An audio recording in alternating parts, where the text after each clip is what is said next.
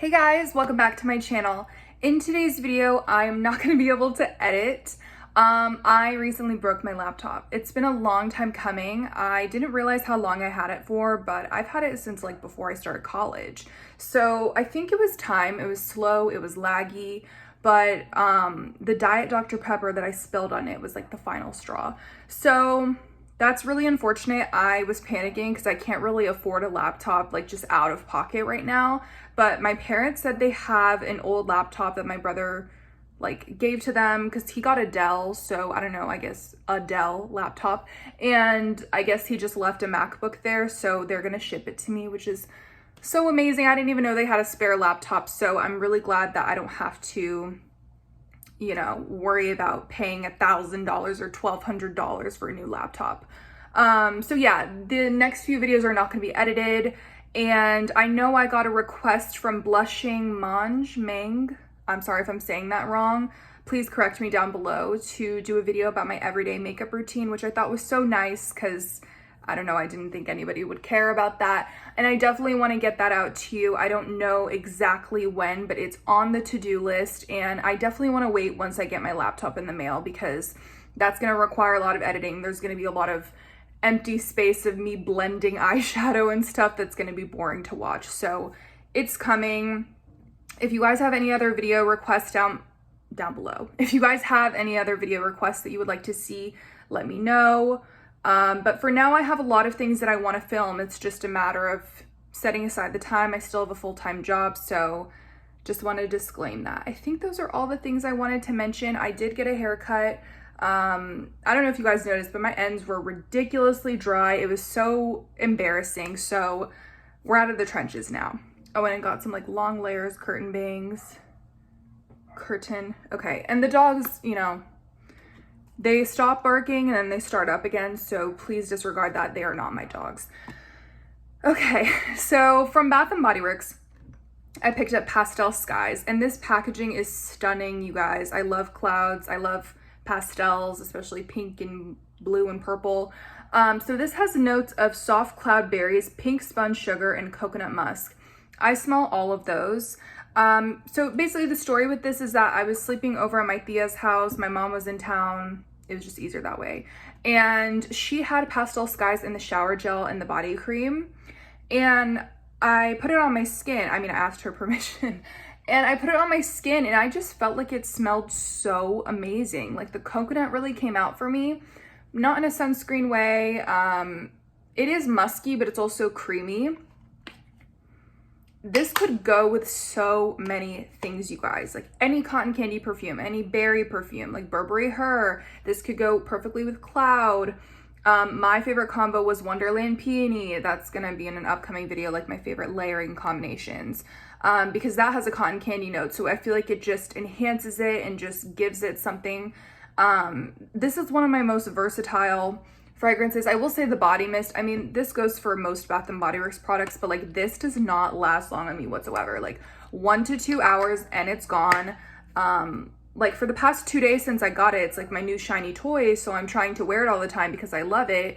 And I work from home, so it's fine. But like, I'm literally not even doing anything. I'm not walking around that much. I'm just sitting there, and like an hour later, I cannot smell it on my wrist very strongly. Maybe not an hour, maybe like 2 hours.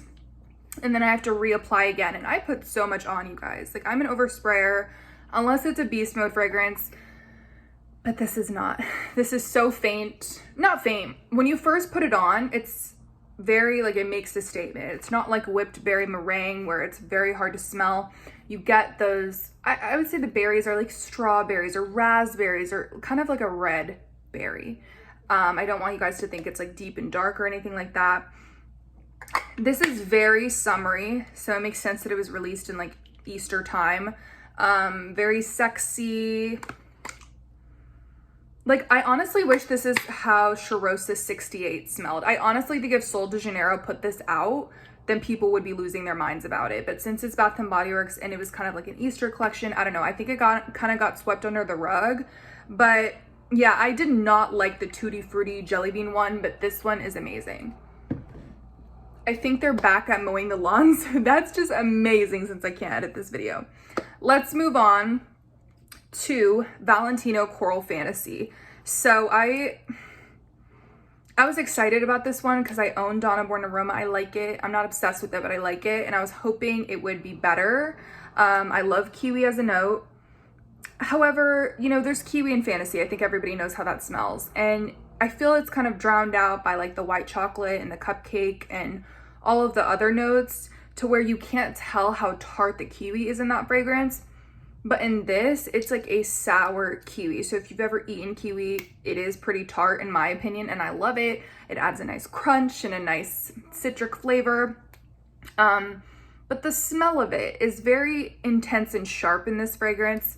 It's musky, it's just not my thing. And most of all, this is the most important thing I have to tell you. If you like shampoo-y or soapy fragrances, fruity specifically, you will like this. But if you don't like soapy or shampoo-y types of fragrances, stay away. So I found out about that description after I'd ordered it. So I saw I saw one person on TikTok say it's soapy, and I was like, no, like I'm gonna dislike it.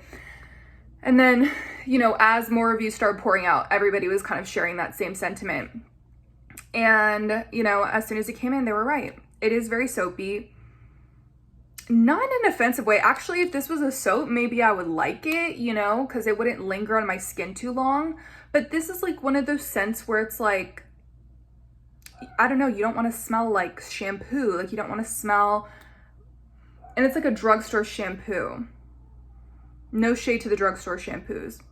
I don't know, the more you smell it, the nicer it gets. I definitely need to give this more of a chance. I did put it on my skin and waited for the dry down and stuff, but I haven't played with it on various days. I feel like that's the best way to know if you actually like a fragrance, like literally test it out for a week straight. And even then you want to test it out in different climates and stuff. But I'm going to go ahead and take a wild guess and say that I'm not going to be obsessed with this. Because I don't like soapy fragrances. If you like Midnight Fantasy and that type of thing, but you want like a kiwi version instead of berries, then try that out. Okay, next is Coach Dreams Sunset. So don't sleep on Coach fragrances, you guys. I've been kind of like, I get bored at Ulta because, you know, like if Ariana doesn't have a new perfume and like none of the other designer brands have a new perfume, then I kind of end up on like the Kate Spade, Juicy Couture, you know, Coach side of the fragrance aisle. And, you know, normally it's disappointments, but lately I smelled Kate Spade Sparkle and it smelled pretty good. It's not worth buying in my opinion, but like I thought it was a pleasant fragrance. And then I smelled Coach Wild Rose and I thought that one was a really nice sweet rose fragrance. And this one I've really grown to like. So I smelled it in store. I liked it. I went home, I thought about it, and I just couldn't get it out of my head. Fragrantica has this note of pear ice cream, but that's not true. I think it's not true. There's no pear ice cream note on Coach's website. I've never seen it anywhere else except for Fragrantica. So I don't know where this comes from. It's just pear, bergamot, I think magnolia. I might be lying. There's like some sort of florals in the center, and then I actually don't know the rest. To me, this is quite a powdery vanilla. So it's so hard to describe, you guys, because I don't want you guys to think it's baby powder. Like it's slightly baby powder, but it's also just powdery. Like, you know how they say Delina Exclusive is powdery, which I guess it is, but to me it's like creamy and beautiful. And I think it's the florals that are kind of giving off that powdery vibe, if that makes sense.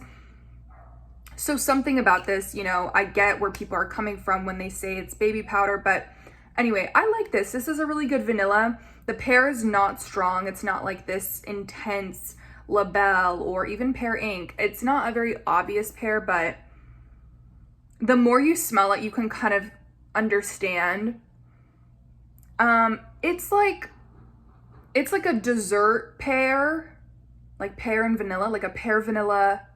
Is that where they're coming from with the ice cream? Like pear vanilla ice cream, except for the fact that it's allegedly not true. And this is not that creamy. Maybe it is. I don't know. I cannot make up my mind. Like, this is actually very hard to describe because it's kind of a simple note composition, kind of like I Want To. Like they have very simple, straightforward notes, but when it comes time to explaining them, it's hard. This is not a groundbreaking scent. This is not a must-have. Run out to Ulta and buy it.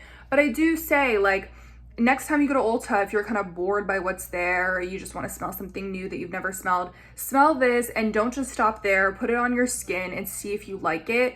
I'm glad I got a travel size because I don't think this is going to be like, you know, top 20 material, but I do like it. And when I've been wearing it, I feel like the longevity is good.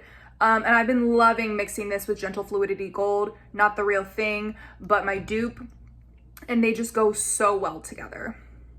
Okay, next we have Very Good Girl Glam by Carolina Herrera. Herrera. I can roll my R's, but it's kind of hard for me to like say it quickly. Herrera. That was terrible. Okay, so I hate how they have roller balls. It's a crime against humanity. This is a sprayer.